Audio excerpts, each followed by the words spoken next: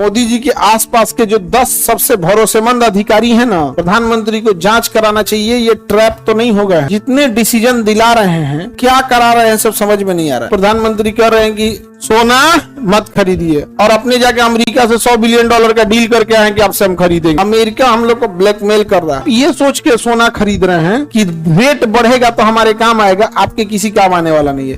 क्योंकि सोना चांदी का तो डिमांड बिना मतलब का है। तो अगर हम इन दो चीजों को महंगा, हम लोग अपना चंद्रयान 3 जो भेजे थे तो उसमें एक छोटी सी बैटरी लगा के भेजे थे। वो बैटरिया के दम पे चंद्रयान 3 दोबारा उड़ गया और 10 फीट उड़ा और फिर दूसरे जगह जाके बैठ गया यहाँ पे। इसे हवर बोलते हैं। हवर मतलब हवा में ऐसे मंडराना, जैसे हेलीकॉप्टर हवर करता है। और ये बहुत जरूरी है क्योंकि दोबारा उड़ना जरूरी है, क्योंकि अभी तो हम लोग का 10 सेकंड के लिए उड़ाए हैं, फिर आने वाले टाइम पे 1 घंटा के लिए उड़ाएंगे, फिर एक समय आएगा कि वापस बुला लेंगे। और इनकेस चंद्रमा पे मान के चलिए सोना पाया गया, हीरा पाया गया, यूरेनियम पाया गया, तो हम लोग सोना चांदी छोड़ देंगे। क्या लेके आ जाएंगे? यूरेनियम। में जेसीबी का एक दांत डाल देंगे, बकोट भर के और बिक देगा यूरेनियम ले आके नीचे पृथ्वी पे, हम लोग यूज कर लेंगे। सोना चांदी तो यूरेनियम के आगे एकदम सस्ती चीजें है कि नहीं। सोना चांदी का तो डिमांड बिना मतलब का है कि हाँ हम सोना पहनेंगे, का तो ओरिजिनल सोना है। भाई आपको पता है कि ओरिजिनल है, बाकी किसी को नहीं पता है। नकली का सोना ज्यादा चमकता है। और अगर आप ये सोच के सोना खरीद रहे हैं कि ये मतलब इन्वेस्टमेंट के नजरिए से कि रेट बढ़ेगा तो हमारे काम आएगा, आपके किसी काम आने वाला नहीं है। क्योंकि जितना सोना आप खरीदते हैं उसका 30% एक्स्ट्रा आप बेच चुके हैं उसको बनवाने का कॉस्ट। और जब सोना महंगा होगा 30%, आप जाइएगा तो 30% काट देगा, कहेगा मेकिंग चार्ज। आपको गहना चाहिए तो हमारा गहना नहीं चाहिए, जाइए आपको। तो अगर इन्वेस्टमेंट के लिए सोना खरीद रहे हैं तो सोने की बिस्किट खरीद लीजिए। सोने का बिस्किट आता है, सबसे छोटा आता है, सिम कार्ड बराबर रहेगा, फिर थोड़ा बड़ा होगा, फिर बड़ा बिस्किट हो जाएगा, फिर ब्रेड बराबर हो जाएगा, फिर चौकी बराबर हो जाएगा। खरीदते रहिए सोना। समझ आ गया कि नहीं आ गया? किसी को दिक्कत? सोना महंगा मिलता है और सोना आजकल तो वैसे सच में महंगा हो गया। महंगा हो गया कि नहीं हो गया? अब प्रधानमंत्री कह रहे हैं कि सोना मत खरीदिए, और अपने जाके अमेरिका से $100 बिलियन का डील करके आए कि आपसे हम खरीदेंगे। अमेरिका हम लोग को ब्लैकमेल कर रहा है। और मोदी जी के आसपास के जो 10 सबसे भरोसेमंद अधिकारी हैं ना, प्रधानमंत्री को जांच कराना चाहिए। ये ट्रैप तो नहीं हो गए हैं सब? क्योंकि जितने डिसीजन दिला रहे हैं वो क्या करा रहे हैं सब समझ में नहीं आ रहा है। खुद से सोच के देखिए, उनकी छवि को खराब कर रहा है। तो ये अगल बगल के जो अधिकारी हैं ट्रैप तो नहीं हो चुके हैं एप्स्टीन फाइल वगैरह में? क्योंकि बड़े लोगों को तो ट्रैप नहीं कर पाएगा। मोदी जी तो नहीं अलग टाइप के हैं, दारू शराब कुछ पीते होते हैं नहीं। वो अलग बात है कि मेलोडी चॉकलेट खा के चल रहा है, तो वो तो अलग मैटर है, लेकिन दारू शराब नहीं पीते हैं।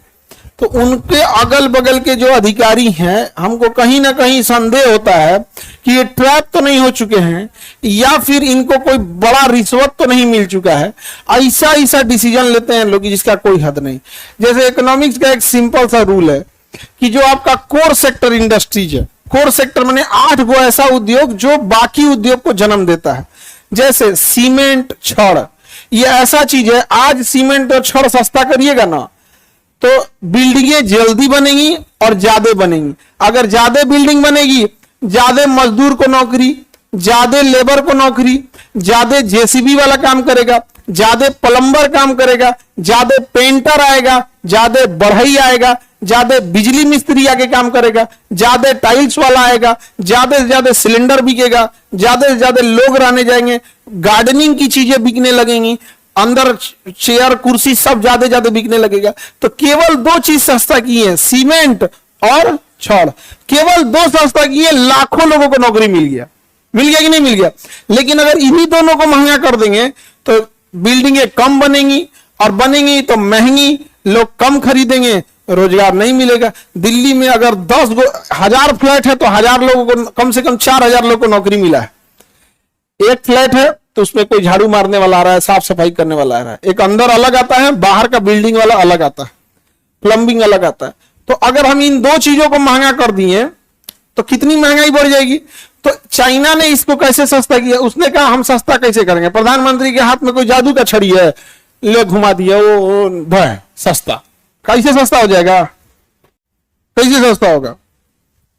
जब भी सस्ता होगा तो आप ज्यादा से ज्यादा कंपनियों को लाइसेंस दीजिए। चाइना ने सीमेंट और स्टील में कम से कम 40 से ज्यादा बड़ी कंपनियों को इन्वॉल्व किया है, छोटी कंपनियों में नहीं कर रहे हैं, बड़ी कंपनी। हमारे यहां 5-6 को मिलकर खेल रही हैं सब।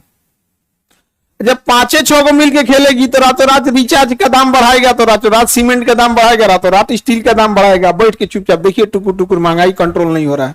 कोर सेक्टर इंडस्ट्रीज में किसी को मोनोपोली होने मत दीजिए। कोर सेक्टर मोनोपोली कहीं हो, अकेले मेलोडी चॉकलेट पार्ले बेचेगा, कोई दिक्कत नहीं है, लेकिन सीमेंट में कम से कम 40 कंपनियां होनी चाहिए, सीमेंट का दाम घट जाएगा। लोहा स्टील इंडस्ट्री में कम से कम 40 से 45 बड़ी कंपनियां होनी चाहिए टाटा लेवल की। आप पक्षपात करिएगा, किसी एक को 1 रुपया में जमीन दे दीजिएगा, दूसरा कोई मरल जाएगा जमीन के लिए, तो क्या होगा? तो 10-20 को फायदा के चक्कर में करोड़ों लॉस हो जाएंगे। तो कभी भी महंगाई कंट्रोल कैसे होता है? मेन चीजों पे मोनोपोली होने मत दीजिए। एजुकेशन सस्ता कैसे सरकार ने किया था? एजुकेशन सस्ता सरकार किया है? छोड़ दिया, जिसको पढ़ाना है पढ़ाए, उठ के आए, गर्दा उड़ा दिए लोग कि नहीं उड़ा दिए। आज जो पढ़ाई नहीं हो किया है ना, उसको ही पता है। खान सर ना लड़े हैं एजुकेशन वालों के लिए, फीस कम कराने के लिए, सरकार कम कराई है।